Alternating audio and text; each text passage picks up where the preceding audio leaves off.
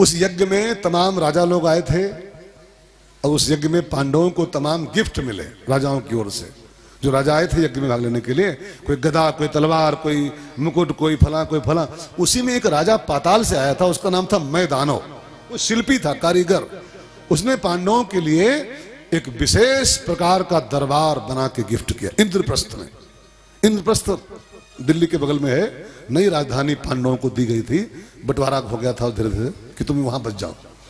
तो इंद्रप्रस्थ में पांडवों के लिए एक बहुत बढ़िया दरबार बनाया मैदानव ने। उस दरबार की जो फर्श डाली उसने, उस फर्श में ऐसी माया भर दी उस मैदानव ने कि जहां लगे कि फर्श है वहां रंगीन पानी होता था, और जहां लगे कि पानी कल कल कल बह रहा है वहां ऐसे बढ़िया पत्थर लगाए थे कि वो फर्श होती थी। जल की जगह थल, थल की जगह जल, ऐसा माया भर दिया उसमें। उस सभा को देखने आया दुर्योधन, और दुर्योधन जब सभा देखने के लिए घुसा तो उसको लगा ये फर्श है, और वहां रंगीन पानी भरा हुआ था। वो छप दे गिरा उसी पानी में दुर्योधन। वो लगा कि फर्श है, वो पानी था, गिर पड़ा। अब इस दृश्य को कहीं किसी झरोखे से द्रौपदी देख रही थी। अब जब वो गिरा दुर्योधन छप से पानी में, तो उसने एक टांट कस दिया झरोखे से ही, छत से ही। अंधस्य पुत्र अंधा, बाप तो इसका अंधरा है, ये है बच्चों अंधरा है, यह अंधरा है। अंधे का बेटा भी अंधा बोली जब, बाप तो अंधा है, बेटा भी अंधा है। ये टांट द्रौपदी का दुर्योधन की छाती में त्रिशूल की भांति प्रवेश कर गया।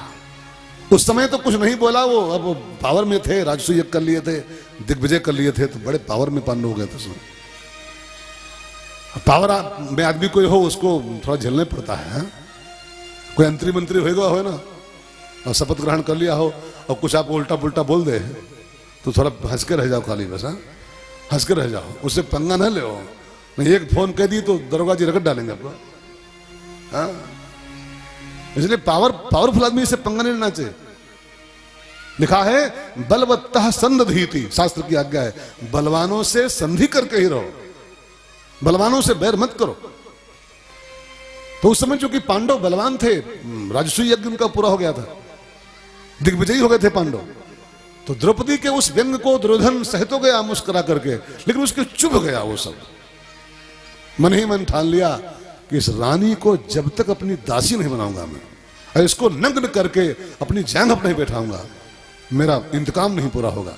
और जानते हैं फिर कौरवों ने जुए का खेल रखा, जुआ खिलाया पांडवों के साथ। और जुए में कौरवों की ओर से बैठा शकुनी, अफगानिस्तान से बुलाया गया था वो जुआरी मामा, शकुनी मामा। और पांडव भी खेलने बैठे, कौरव बैठे खेलने, और शकुनी पासा फेंकने शुरू किया कौरवों की ओर से। और शकुनी के पासों में पांडव हर बाजी हारते गए। वो सिद्ध था वो जुआरी, हर बाजी हार गया। राज्य हार गए, इंद्रप्रस्थ हार गए, सत्ता हार गए, पावर हार गए, मुकुट हार गए, यहां तक कि राजसी कपड़े भी हार गए। कपड़े उतार के धर दिए दांव पर, सब लुंगी लपेट ले खाली थे। तो जब कपड़े वाली बाजी भी हार गए, तब पांडवों ने कहा भैया बंद करो खेल। कौरवों ने कहा अभी कैसे बंद करेंगे, अभी तो शुरू हुआ, अभी तो पार्टी शुरू हुई है, अभी कैसे? कहा मेरे पास कुछ बचा नहीं, मैं लगाऊं क्या दांव पर अब? तो कौरवों ने कहा आपके पास अभी बहुत कुछ है, एक कीमती मणि रखे बैठे हो, अब की उसको लगाओ, क्या पता आपकी तुम्हें जीत जाओ। कहा कौन सी मणि? आपकी द्रौपदी, क्या कीमती आइटम आपके पास है, उसको लगाइए दांव पे इस बार। पांडव मूर्खतावश, जुआरी मूर्खे होते हैं और क्या, जो खेले बेवकूफे होता है। उसी बेवकूफी में पांडवों ने द्रौपदी को दांव पे लगा दिया। शकुनी ने पासा फेंका, और शकुनी के पासे में द्रौपदी वाली बाजी भी पांडव हार गए। अब वो तो जला भुना बैठा ही था। दुशासन गर्जा दुर्योधन, खींच के ला उस महारानी को दरबार में और नग्न कर दे उसको, मेरे जांघ पर बैठा। मुझको बोली थी अंधे का बेटा, अभी तो ऊंट आया है पहाड़ के नीचे। दुशासन गया, द्रौपदी चिल्लाती रह गई, घसीट के दरबार में लाया और साड़ी का छोर पकड़ के खोलना शुरू किया साड़ी उसकी। द्रौपदी चिल्लाई, भीष्म पितामह से बोली, द्रोणाचार्य से बोली, सबसे रिक्वेस्ट किया, पांडवों से भी कहा, सब ने मना कर दिया, हम तो नमक खाते इनका हैं, कुछ नहीं बोलेंगे। तब द्रौपदी ने दोनों बाहें खड़ी कर दिया और ठाकुर जी को आवाज दी कि जीवन है तेरे हवाले मुरलिया वाले, जीवन है तेरे हवाले मुरलिया वाले, माँ के मुरलिया वाले प्यारे मुरलिया वाले, बाके मुरलिया वाले, प्यारे मुरलिया वाले। जीवन है तेरे हवाले मुरलिया वाले, ओ जीवन है तेरे हवाले मुरलिया वाले। जीवन है तेरे हवाले मुरलिया वाले, जीवन है तेरे हवाले मुरलिया वाले। मेरे अपने हुए हैं पराए, मेरे अपने हुए हैं पराए। अब तू ही अपना ले मुरलिया वाले, अब तो ही अपना ले मुरलिया वाले। भगवान द्रौपदी की पुकार सुन के द्वारकानाथ द्वारका से नंगे पांव भाग के आए, द्रौपदी की लाज बचाई। साड़ी में भगवान साड़ी बन के शामिल हो गए। दुशासन की भुजाओं में हजारों हाथियों का बल था, वो बेहोश होके लुढ़क गया, साड़ी का छोर नहीं ढूंढ पाया। फिर तो एक बाजी और लगाई गई। अब की बार जो हारेगा वो 13 साल का वनवास, 1 साल का अज्ञातवास। पांडव ये बाजी भी हार गए। 12 साल जंगल में रहे, 1 साल विराट नगरी में वो वेश बदल के अज्ञातवास में रहे। और जब 13 साल निपट गए तो पांडव वापस आए और कहा भैया अब सब हो गया है, अब रस्सी उठाओ, पटवारी बुलाओ, लेखपाल, और बंटवारा कर लिया जाए। दोनों भाई हो, आधा तुम आधा हम, अपना करो खाओ। कौरवों ने कहा आधा आधा, सुई की नोक के बराबर नहीं दूंगा बिना युद्ध के। युद्ध करना हो, उनको लगा होगा कि हम 100 हैं, ये 5 हैं, हमारे करें क्या है, हम 100 भाई, ये 5 भाई, क्या करेंगे हमारा। तो युद्ध के बिना सुई की नोक के बराबर नहीं दूंगा।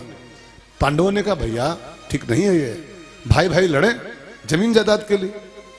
ऐसा करो, हम 5 भैया हैं, हमको 5 गांव दे दो, 5 गांव केवल, हम लोग रोटी पानी कर लेंगे अपनी, तुम सब रखो, 5 गांव दे दो। 5 गांव नहीं, 5 सेंटीमीटर नहीं दूंगा, युद्ध करना पड़ेगा।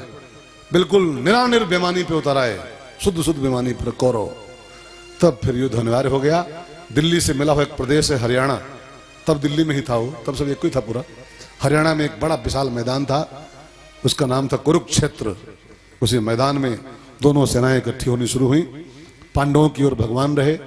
लिखा है शास्त्रों, गीता में लिखा है ये तो धर्म ततो कृष्ण और ये तो कृष्ण ततो जया। गीता का अंतिम श्लोक है, जहां धर्म होता है वहीं कृष्ण होता है, और जहां कृष्ण होता है वहीं विजय होती है।